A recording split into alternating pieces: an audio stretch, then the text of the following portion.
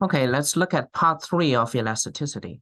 Okay, so elasticity, if we were to refer to its original expression, the first version of its expression, its formula is percentage change. Just use capital E for consistency. Percentage change in Q over percentage change in P. Right? And here, the last question is how elasticity interacts with revenue. Okay, so revenue, how is revenue written? The revenue, noted as R, is P by Q. That's your raw income, right? That's your raw income source. So if each product is priced as P and we have sold out Q amount of products, then the total amount that you're going to gather, amount of income that you're going to gather from your transactions is P by Q. Okay, so now the question is, say if there is a price change, the price increase, for instance, right? Then how should your revenue change accordingly, right? And you know that you're facing elasticity of consumer of certain type. Okay, say here in question 3, we say for the conditions in question 2, and in question 2, we found both consumers are inelastic. So let's start it with inelastic consumers.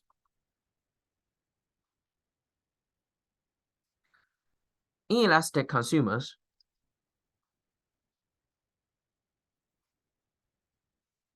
Okay, for inelastic consumers, that actually means its elasticity, its absolute value of the elasticity is smaller than 1. All that means for this fraction, right, the bottom should be bigger than the top in its absolute value, right? So here I'm introducing to you a method which I refer to as the arrow method.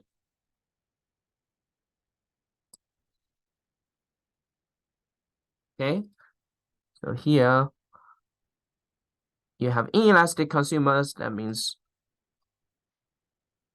your top is smaller than your bottom. Okay, so now we have an arrow method. The question is, how will price increase affect your revenue if you're facing inelastic consumers? Okay, again, it's P by Q. All right, so if consumers are inelastic, that means you change your price by a lot, your quantity would only change by a little, right?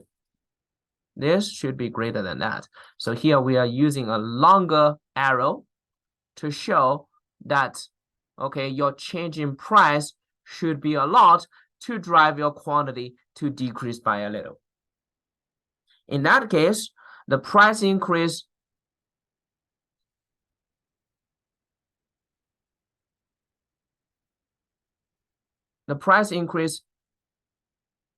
will be able to overcome the quantity decrease, right? So in this case,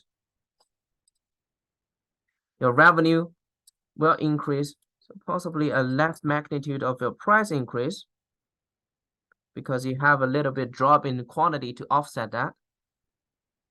So your revenue will increase. That's the result.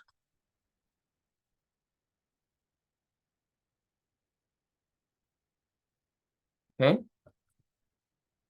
So let's focus on this and then think about the economic intuition.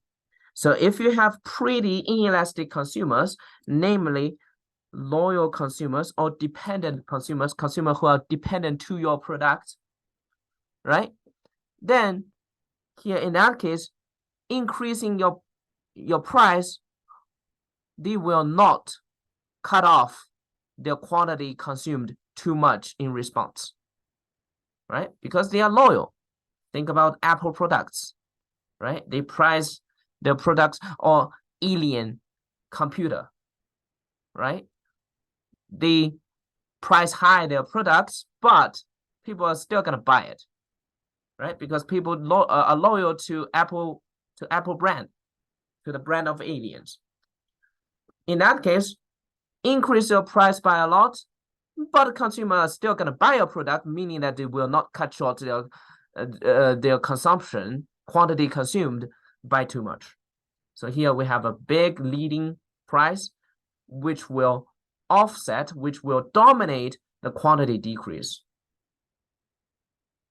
In that case, your revenue would still be able to increase. And this explains to you why those brands who already had their good reputation, accumulated their good, we say, market good power in the market, leading position in the market, we see they are able to price high their product, right? Because they know to their loyal consumers, their products are insubstitutable, right? And the consequence is, by pricing high, yes, we confess, we admit the fact that some of the consumer will be deterred. We will lose some consumers, but not a lot. Still, you're able to expand your revenue, right? And this also explains why we need sales, we need marketing, we need all those advertisements, so as to create the image of certain brand and to make those consumer loyal, namely inelastic to your products, so that eventually it helps you after those consumers are your loyal are your loyal clients, right? They're gonna come back. You know they're gonna come back for sure. Or after after a certain period of promotion, they have established certain habit of using your products.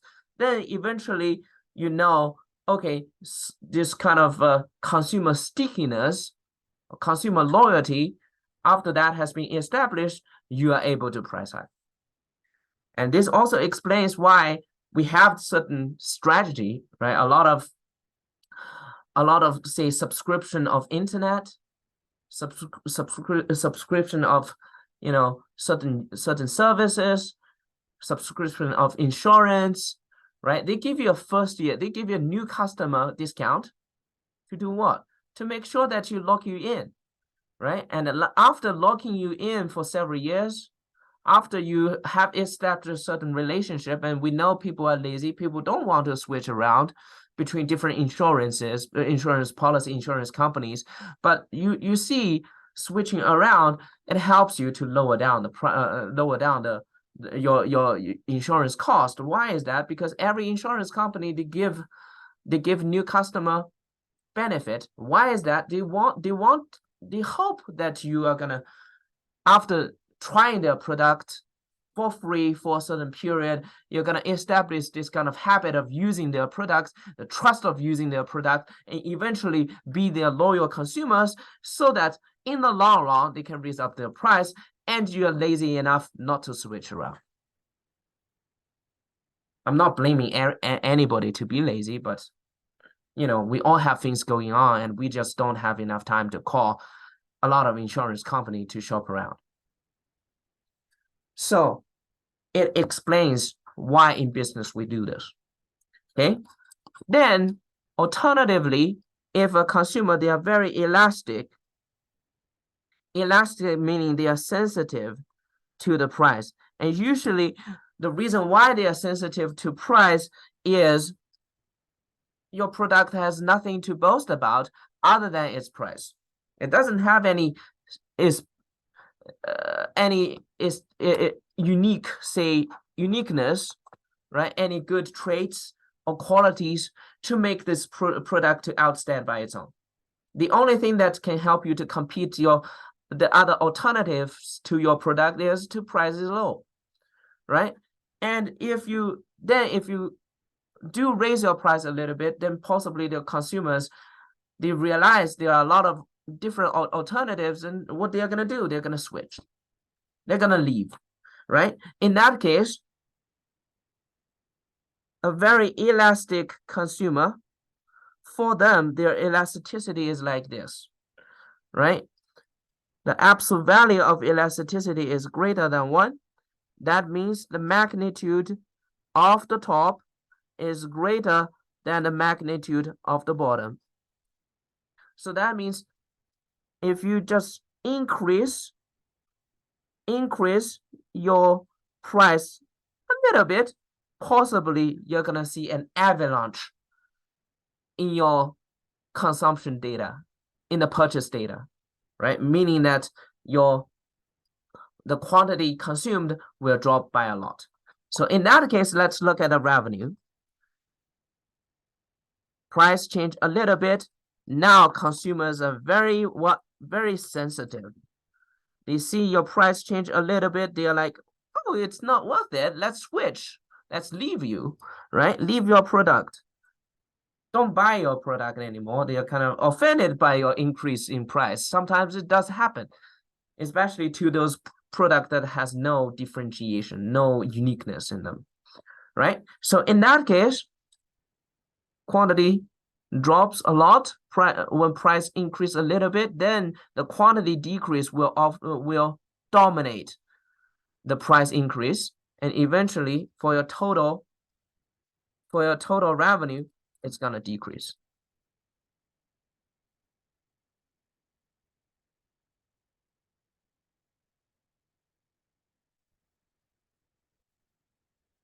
Okay, so that's the case that we are looking into. So now let's look at question 3. For conditions in question 2, if price increases, how will the revenue change? And in question 2, we have, in both cases, we see that consumers are inelastic, and when consumers are inelastic, you increase price by a lot, they will only reduce their consumption by a little. The result is the revenue will increase.